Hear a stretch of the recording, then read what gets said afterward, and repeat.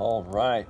So basically what you have here is your installation of the LED marker lights. Now, my advice on this is pretty simple. I'm not an expert, but I'm pretty well versed in this kind of thing. So what you have to do is modify it, because the ones that you'll get, let's say from Amazon, basically China, which I can't reiterate enough.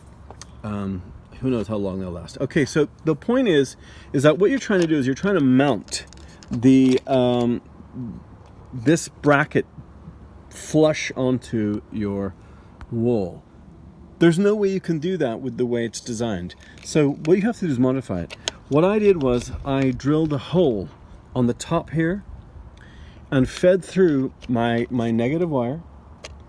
And on this side where there is, or there should be in your case, a rubber grommet protecting the hot wire, okay, from shorting out against the body.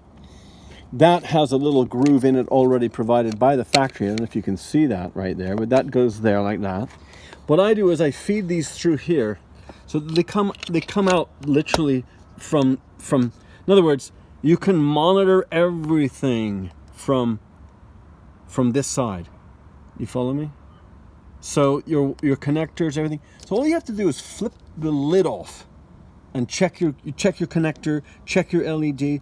You can even, when you go to replace it, just pop off this little glue down area and swap out your LED and drop it in, put the cover back on, and you're good to go. These are the connectors I suggest. You can undo them.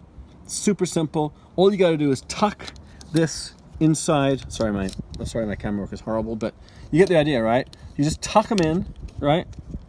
And pop your lens back on. Put your 2 screws in, pop your lens back on, and that is, in my personal opinion, the way to do it.